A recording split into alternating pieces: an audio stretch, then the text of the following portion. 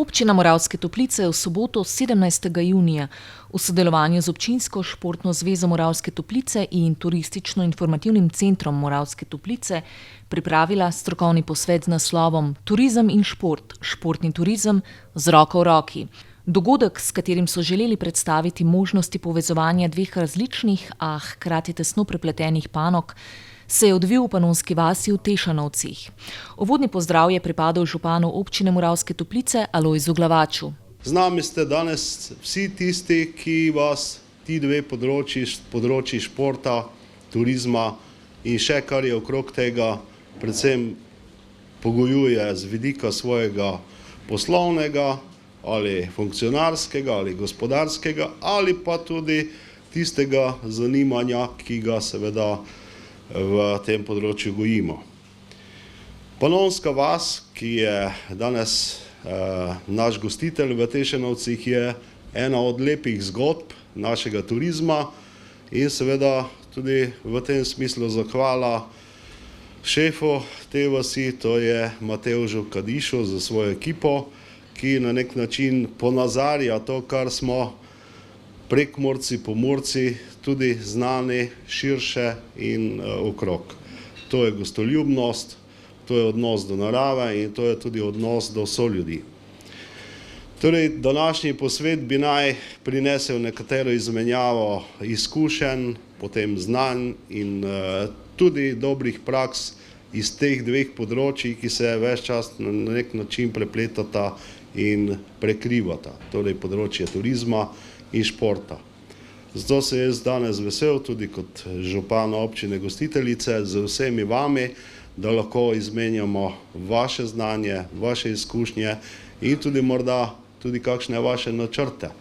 Z nami so tudi direktorji turističnih gospodarstev, ponudniki in vsi drugi, ki mnogo več od tega vedo kot sam.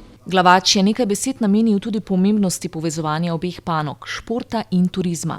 Izvajanje športnega turizma je namreč zelo razširjeno ne le po Sloveniji, temveč v veliki meri tudi v Pomurju. Namen dogodka je ravno to, kako dobiti ideje, kako ti dve panogi med seboj komplementarno povezati in kako delovati v tem smislu, da se na tem področju doseže napredek, namreč turisti niso samo tisti, ki pridejo seveda v naše terme počivati, ampak so tudi tisti, ki rabijo aktiven oddih, ki rabijo seveda tudi sprostitev, športno dejavnost.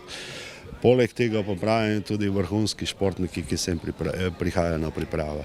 Srečanja se je udeležil tudi državni sekretar Dejan Židan, ki je predstavil sredstva, s katerimi ministrstvo spodbuja razvoj športa na lokalnem nivoju. Dejal je, da so pričeli tudi s sofinanciranjem vzdrževanja lokalnih športnih objektov. Mi smo letos začeli povečevati denar za letni program športa na ravni države. To smo ga povečali za 30%. Preko tega mi financiramo tako trenerje na terenu, financiramo tudi delovanje zvez in financiramo tudi nekatere druge stvari, ki so vezane na občine.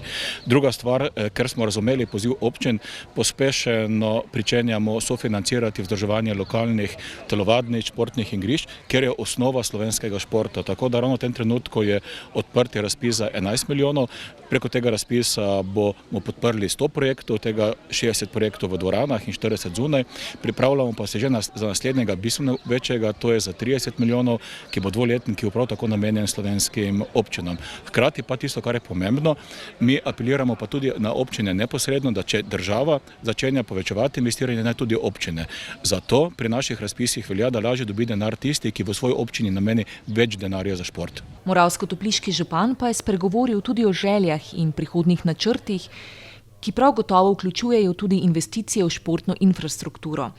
Tokratno srečanje pa jim bo, kot je dejal gospod Glavač, nekakšna smernica za dalje. V bistvu želimo si zaključkov povezanih z to gospodarsko dejavnostjo, kot turizem je, pa tudi športom kot načinom nekega življenja vsakega človeka, pa vrhunskega športnika in tudi dejavnostjo v športu, ki pa je tudi turistično opisane, namreč v naših krajih so na pripravah tudi vrhunske ekipe iz evropskih klubskih tekmovanj, pa tudi sicer posamičnih športov, tako da v tem smislu imamo tudi nekatere načrte povezane z investicijami v športno infrastrukturo in zaključki tega posveta bodo tudi nam vodilo za naša ravnanja in odločitve v bodoče. Z nami so seveda direktorji turističnega gospodarstva, potem župani in drugi, ki ti dve področji pokrivajo.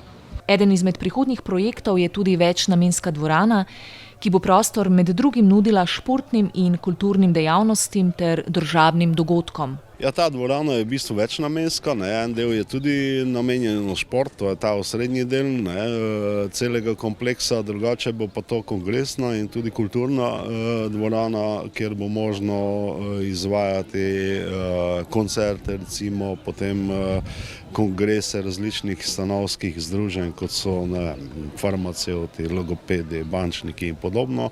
Namreč v Moravskih Toplicah takega objekta kljub velikemu število zmogljivosti ni in dolgoročno brez tega tudi področje turizma ne more biti boljše, kot je sedaj.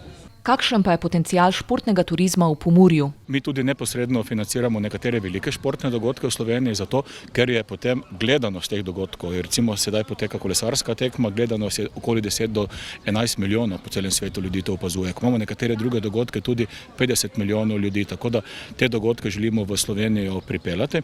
Druga stvar pa je, želimo mi pa tudi motivirati občine, da čim več delujejo na regionalni ravni. Zakaj? Zato ker regionalne projekte še lažje podpremo kot same občinske.